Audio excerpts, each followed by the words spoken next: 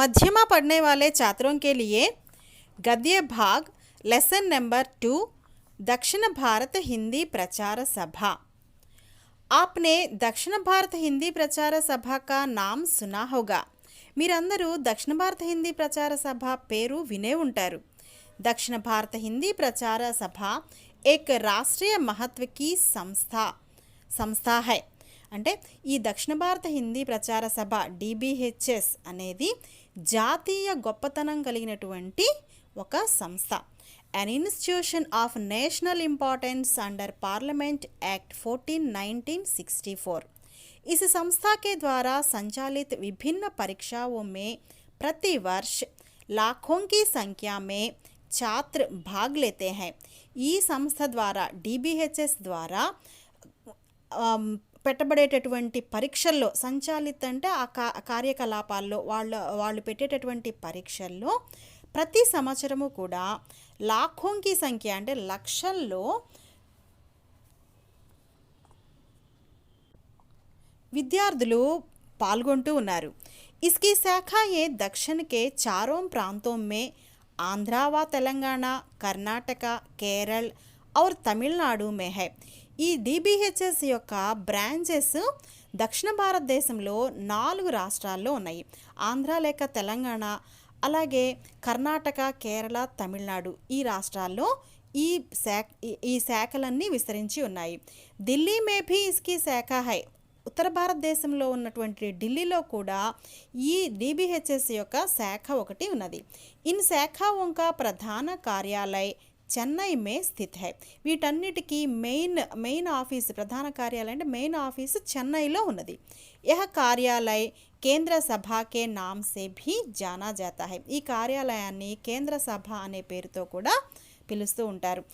Is महत्वपूर्ण संस्था की स्थापना राष्ट्रपिता महात्मा गांधी ने सन 1918 में మద్రాస్ మే కి। మద్రాస్ని ఇప్పుడు చెన్నై అని అంటున్నారు।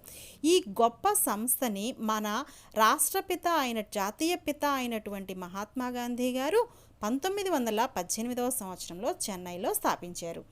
భారత్ బహుభాషీ దేశ హై। మరి మన భారతదేశము అనేక భాషలు కలిగినటువంటి దేశము। भारत के बहुभाषी लोगों को एक सूत्र में बांधने के विचार से गांधी जी ने इस संस्था की नींव डाली।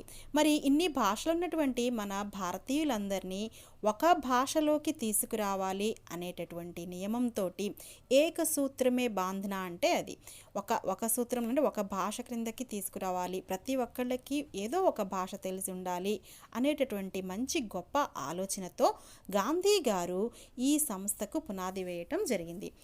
वे खुद आजीवन इस संस्था के अध्यक्ष भी रहे। వారు జీవించి ఉన్నంత కాలము కూడా స్వయంగా ఆయనే ఈ సభకు అధ్యక్షులుగా ఉన్నారు। ఆజీవన్ అంటే జీవితాంతము। गांधी के उद्देश्यों को पूरा करने के विचार से सभा ने सन 1918 में హిందీ వర్గ ఆరంభ కియా। గాంధీ గారి యొక్క మరి ఇంతటి గొప్ప ఉద్దేశాలని పూర్తి చేయటం కోసము ఈ సభ 1918వ సంవత్సరంలో హిందీ భాషను ప్రచారం చేయటం ప్రారంభించింది। గాంధీజీకే సుపుత్ర దేవదాస్ గాంధీ ప్రథమ ప్రచారక్ బన్కర్ మద్రాస్ ఆయే। ఆయన సుపుత్రుడైనటువంటి దేవదాస్ గాంధీ గారు ఈ DBHSకి దక్షిణ భారత హిందీ ప్రచార సభకు మొట్టమొదటి ప్రచారకుడుగా ఉండటం కోసం మద్రాసు వచ్చారు। తర్వాత पैराग्राफ भारतीय भाषाओं के माध्यम से हिंदी सिखाने के लिए सभा ने कई पुस्तकों का प्रकाशन किया।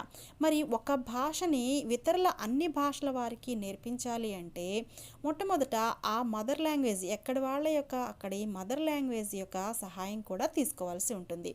భారతీయ భాషాओं के माध्यम से మరి ఆ భాషలన్నిటి ద్వారానే వాటిని మాధ్యమంగా చేసుకొని హిందీ నేర్పించడం కోసం ఈ సభ అనేక పుస్తకాలను ప్రచురించడం జరిగింది। उनमें हिंदी स्वबोधिनी और స్వయం శిక్షక్ పుస్తిక కాఫీ లోకప్రియ హై. ఈ రెండు పుస్తకాలు కూడా జనాదరణ పొందినటువంటి పుస్తకాలు.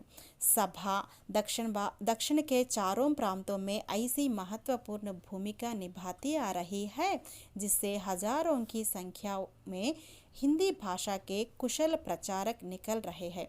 ఈ సభ దక్షిణ భారత హిందీ ప్రచార సభ ఎంతటి గొప్ప భూమిక నిర్వర్తిస్తూ ఉంది అంటే ఎంత గొప్పగా పనిచేస్తూ ఉంది అంటే ప్రతి సంవత్సరము కూడా కొన్ని వేల మంది ఈ హిందీ నేర్చుకొని ప్రచారకులుగా ఈ సంస్థ నుంచి ఈ సభ నుంచి బయటికి వస్తూ ఉన్నారు.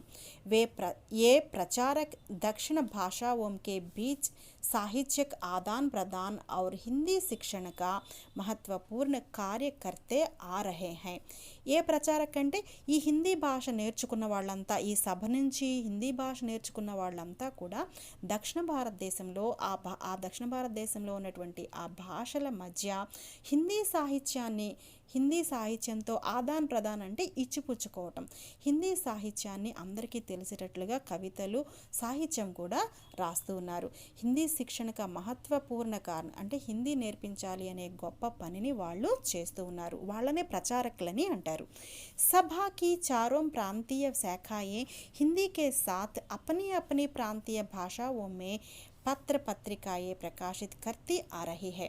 ఈ సంస్థలు అంటే బ్రాంచెస్ ఉన్నాయి కదా దక్షిణ భారతదేశంలో, ఈ శాఖలన్నీ కూడా వాళ్ళ భాషల్లో కూడా హిందీతో పాటుగా వాళ్ళ భాషల్లో కూడా ప్రాంతీయ భాషల్లో కూడా పత్రికలు వెలువరిస్తూ ఉన్నాయి.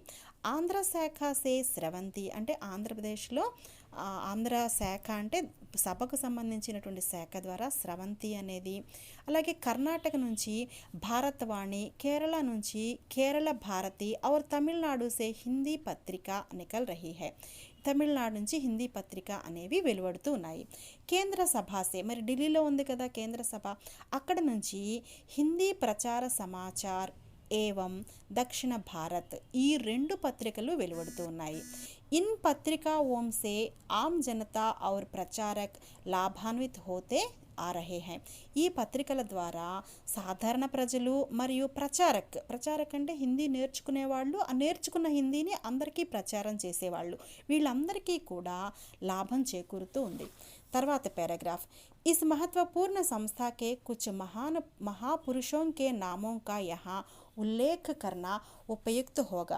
మరి ఇట్లా ఇంత గొప్ప కార్యక్రమాన్ని చేపట్టినటువంటి ఈ సంస్థను స్థాపించినటువంటి వాళ్ళల్లో కొంత గొప్ప వ్యక్తుల గురించి వాళ్ళ పేర్ల గురించి మనం ఇక్కడ ప్రస్తావించుకోవడం అనేది చాలా ఉపయుక్తకరమైనటువంటి విషయము. వే హై మరి వాళ్ళ పేర్లేంటో చూద్దాం.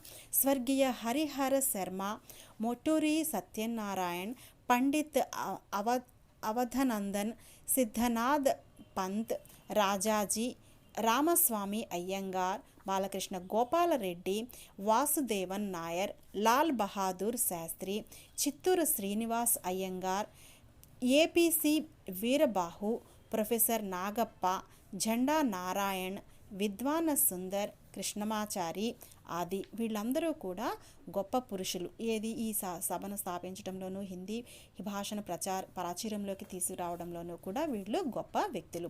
గాంధీజీ కే రచనాత్మక కార్యక్రమం మే హిందీ కా ప్రచార్ భీ ఏక్ హై. మరి గాంధీ గారు మనకు ఫ్రీడమ్ ఫైటర్గా చాలా గొప్ప సేవలు అందించారు. ఆయన చేపట్టదలిచినటువంటి కార్యక్రమాలన్నిటిలోనూ కూడా ఇది కూడా అంటే హిందీ భాషను ప్రచారం చేయాలి ఈ సభ ద్వారా అనేది కూడా ఆయన యొక్క కార్యక్రమంలో ఒక గొప్పది. ఉన్కే इस विचार रचनात्मक कार्यक्रम को दक्षिण भारत हिंदी प्रचार सभा सफल बनाती आ रही है. అంత గొప్ప లక్ష్యం ఉండబట్టే మన ఈ సభ అనేది ప్రాచుర్యంలోకి వస్తూ ఉన్నది. అలాగే సఫల్ బనాతి ఆ రహీ హై అంటే సక్సెస్ఫుల్గా ముందుకి నడుస్తూ ఉన్నది. విపరీత పరిస్థితియోं से गुजरते हुए यह संस्था गांधी जी के सपनों को साकार बनाती आ रही है. విపరీత పరిస్థితి అంటే ప్రతికూలమైన పరిస్థితుల్లో నుంచి కూడా ఆ పరిస్థితులన్నీ దాటుకుంటూ గాంధీజీ గారి యొక్క కలలని సాకారం చేస్తూ అది సక్సెస్ఫుల్గా ఈ సభ దక్షిణ భారత హిందీ ప్రచార సభ సక్సెస్ఫుల్గా ముందుకు అడుగులు వేస్తూ ఉన్నది. ఈ పాఠానికి సంబంధించి అర్థాలు చూద్దాం. స్థిత్ అంటే ఉన్నటువంటి అని అర్థం. కాకపోతే వీటిని ఎగ్జామ్లో రాసేటప్పుడు హిందీలో రాయాల్సి ఉంటుంది. ఉద్దేశ్య అంటే ఉద్దేశ్యము, ప్రతివర్ష అంటే ప్రతి సంవత్సరము, ఖుద్ అంటే స్వయంగా, ఆజీవన్ అంటే జీవితాంతము, గుజర్నా అంటే గడుపుట అని అర్థం. విలోమ శబ్ద్ దక్షిణ ఉత్తర్, సుపుత్ర కుపుత్ర, ప్రథమ అంతిమ, ప్రారంభ అంత్, సాకార్ నిరాకార్, ఉపయుక్త అనుపయుక్త. అదేవిధంగా కింద మ్యాచింగ్ ఇవ్వబడ్డాయి, గమనించండి. తర్వాత 4వ క్వశ్చన్లో అప్నే వాక్యమే ప్రయోగ్ కీజిए అంటే సొంత వాక్యాల్లో రాయాలి. అవి సంస్థ, నీవ్ డాల్నా, బహుభాషి, ఆజీవన్, లాభాన్విత్ హోనా. వీటికి సంబంధించి సొంత వాక్యాలు కూడా మన పుస్తకంలోనే ఇవ్వబడ్డాయి, గమనించండి.